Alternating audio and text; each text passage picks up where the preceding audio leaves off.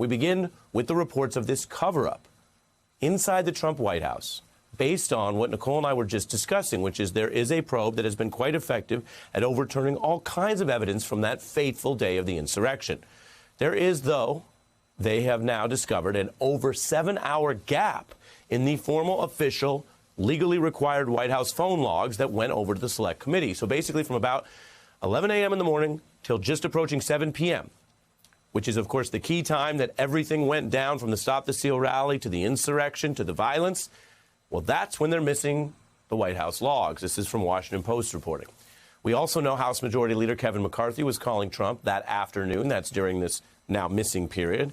He was, as the top Republican in the House, urging Donald Trump to stop his supporters who were running around attacking officers and demanding political assassinations. We know that even Senator Mike Lee got an accidental call from Trump while the Capitol was under attack. Trump had thought at the time that he was calling someone else that was closer to him, Senator Tuberville, who reached Lee instead. He said, "Oh, hi, Mike, I called Tommy," which is important here because it reminds you that we already know Donald Trump was using a phone to call a bunch of people that's missing from this very suspicious empty log that was handed over to the Congress. There's also new questions about whether he used some other means or a burner phone to communicate. Also today, Jared Kushner, we're hearing, will talk to the January 6th committee this week. On Thursday, it'll be a virtual interview. And that is also of a piece with what Nicole and I were just discussing, that 700-plus people are cooperating, which means the committee has all kinds of rich and sometimes damning information. Then there are those who stonewall. And that brings us to a big story that we've been covering from the start on the beat by going to the sources and getting you all the information and facts we can gather. It was last night. You see the scene here as the January 6th committee held contempt proceedings and ultimately voted unanimously to hold 2 Trump aides in contempt for outright and rank defiance. One was a digital aide, Dan Scavino. The other is Peter Navarro. Now, in that hearing last night, committee members were quite clear, candid, and blunt about why those Trump aides must face consequences.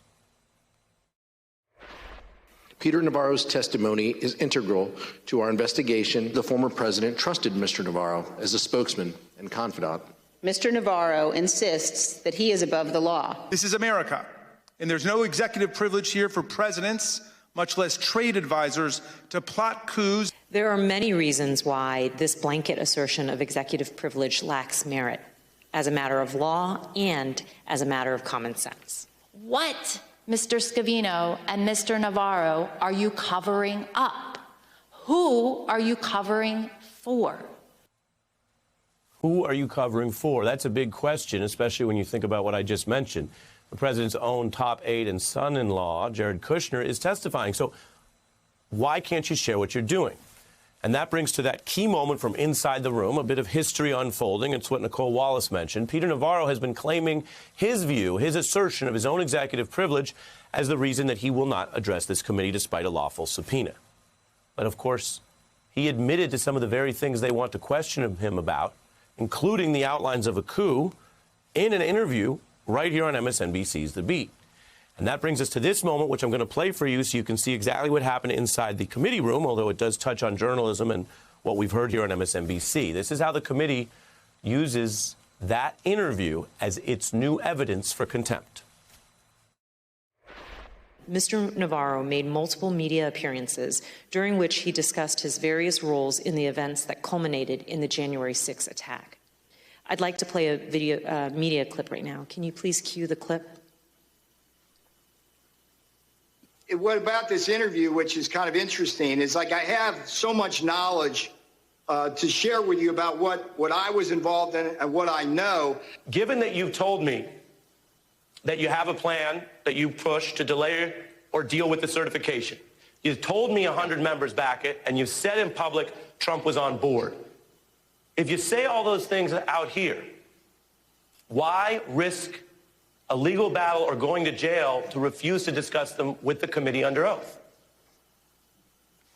Because I have a loyalty to the Constitution and a loyalty to the president. The president has invoked executive privilege in this matter. It's not my authority to revoke that privilege. You say it's not your privilege to waive, but let's look That's the law. at how often you've waived it. Let's look at some of the news you've made on these topics. Take a look. Former Trump advisor Peter Navarro is spilling the beans. We had over 100 congressmen and senators on Capitol Hill ready to implement the sweep. Peter Navarro. Right? The boss tells Pence to take my friggin' call. Navarro tells Rolling Stone It was about sending the votes back. Most or all of those states would decertify the election. How do you expect people to take seriously your claim that this is secret and privileged when you've been out there talking about it? And when you and Bannon said the committee's dog wouldn't bark, they were afraid of you and the report, it seems now, Peter, like the dog has barked. Thank you. He has so much knowledge to share with a journalist, but he refuses to share that knowledge in response to a lawful subpoena. That was the scene during those contempt proceedings last night. Those were the votes there, unanimous for both former Trump aides. And now, as promised, we're joined by Congressman Adam Schiff, a member of the January 6th committee. Thanks for being here. Good to be with you. What is the significance of these two new contempt votes, and how strong is the case, given that the DOJ has not followed your committee to indict everyone that's gotten a contempt vote thus far? Well, both of these witnesses have very key information for the committee, as Navarro has testified in multiple media appearances. He was an integral part of this plan to overturn the election, this effort to pressure the vice president into ignoring his constitutional duty.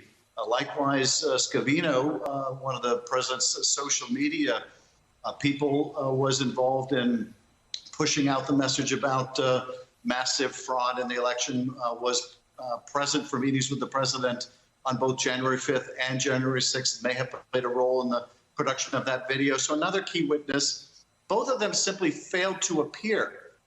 And that makes it very easy for the Justice Department.